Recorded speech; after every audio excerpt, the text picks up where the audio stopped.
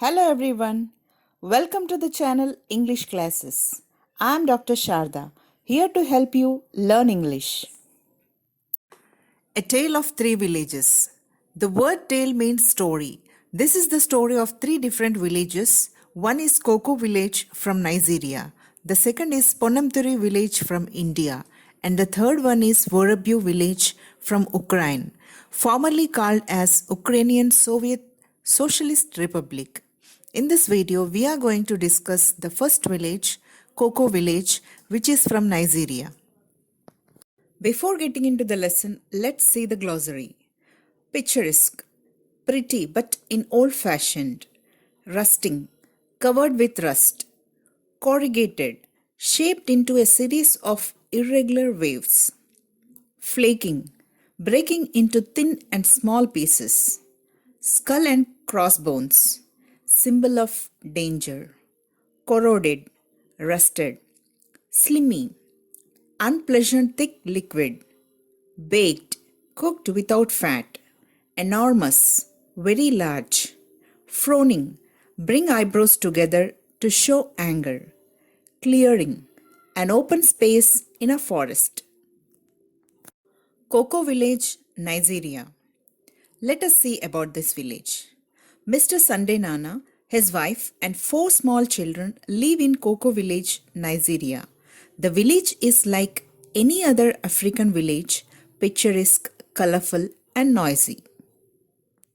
In a village called Koko village, there lived a family of Mr. Sunday Nana. He, along with his wife and 4 kids, lived here. This village was also similar to the other villages in Africa, with pretty old-fashioned, colorful to look and noisy with people. The Nana family's house, too, is the same as all other houses in the village, with mud walls and a rusting corrugated iron roof, and with children and chickens sharing the compound. His house was also like other houses made of mud walls and roof with the wave-shaped iron sheets which were rusted. Along with the children, there used to be chickens living in the compound of the house. There is one difference, however. Outside Mr. Nana's front are 3 large empty metal drums, the bright red paint now faking away, but the skull and crossbones symbol clearly visible on each. And in a clearing 200 meters away from the village, next to a stream that the villagers get their drinking water from, is an enormous pyramid of identical drums reaching to the sky. But there was one difference found, that is, there were 3 big empty drums made of metal which were painted red, but the color was almost fade. It had the symbol of skull and crossbones, which indicates danger. And about 200 meters away from the village, there was a stream from where villagers fetched their drinking water. Near the stream, there was a large pyramid of similar red drums, which were as high as the sky. Some of them are badly corroded.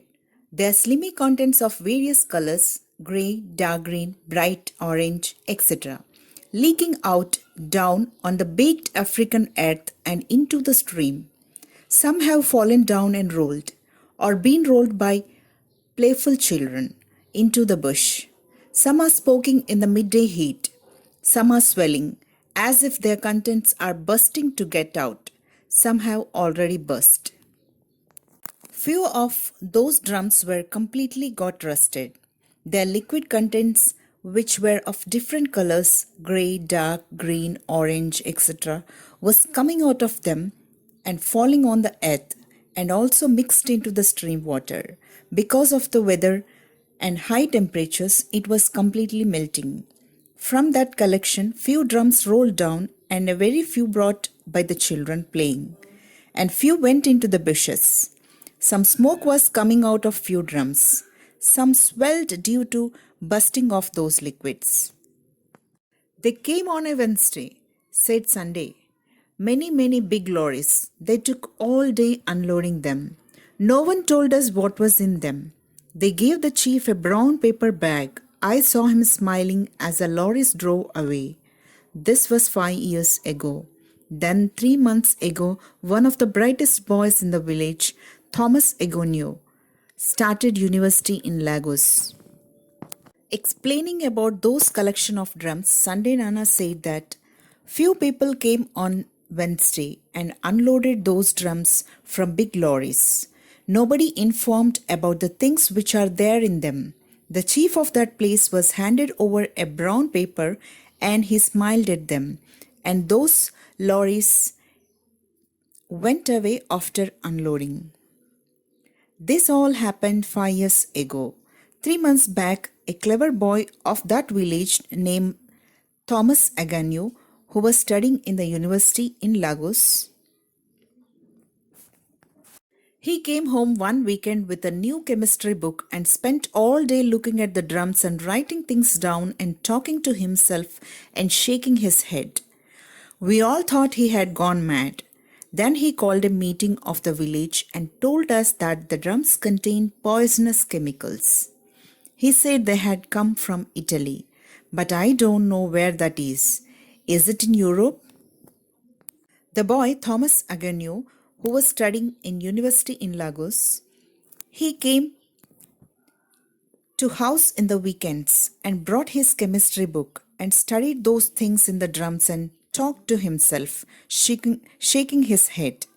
Everyone thought he has gone mad. After that, he informed the villagers that those drums had poisonous chemicals in them. And they have come from Italy. And Sunday Nana doesn't know about where it is. Mr. Sunday Nana stopped, frowning, a troubled look on his face. In the last 5 years, 13 people have died in this village. My own elder brother, one of them. They have been in pain, terrible pain. We have never seen deaths like that before. Lots of our children are sick. In a shocking throat, Sunday Nana told that in the last 5 years, 13 people were dead and his own elder brother was one of them. They had severe pain. Those deaths were never seen before. Even many children had become sick. We have asked the government to take the drums away, but they do nothing. We have written to Italy, but they do nothing. The chief says we should move our houses to another place, but we have no money to buy land. We have no choice. We have to stay here, and they, pointing to the mountain of death in the clearing, are our neighbors. Sunday Nana said that they already requested the government to remove those drums, but no one cared for them. Even they wrote to Italy, but of no use. The chief asked them to shift their houses to other place, but they don't have any money to buy land. They don't have any alternate. They have to stay here in the same place. And pointing to those graves, Sunday Nana said, those death mountains were their neighbors. Now let's see the summary of the lesson. Mr. Sunday Nana lives with his wife and 4 children in Koko village of Nigeria. The village is pretty old-fashioned and colorful. All the houses are built with mud walls and corrugated iron roof. There are children and chickens in the compound. Outside Mr. Nana's house, there are 3 large empty metal drums with a skull and crossbones symbol on each one, which indicates danger. The villagers get their drinking water from a stream 200 meters away from the village. Next to the stream, there is a high heap of similar drums with dangerous chemicals leaking from it. The children playfully roll down some of the drums. Some are smoking in the midday heat. Some of them are swelling, whereas the others have already burst.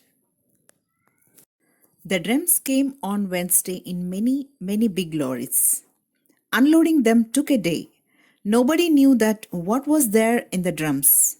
The chief of the village received a brown paper bag, maybe as bribe. Nearly 5 years passed. The village boy Thomas Aganyu, who started a university in Lagos, came there with a new chemistry book and studied the case. Then he called a meeting of the village and told the villagers that the drums contained poisonous chemicals. The drums came from Italy. 13 people died in the village. They were suffering from terrible pain. Lots of children of the village are sick. They requested the government to take the drums away, but it pays no heed. The chief says that they should move their houses to another place. They don't have money to buy land. They have no choice. They have to live in the neighborhood of the mountain of death, the heap of people who were dead and buried there. Hope you have understood the lesson. Thank you for watching this. Keep learning.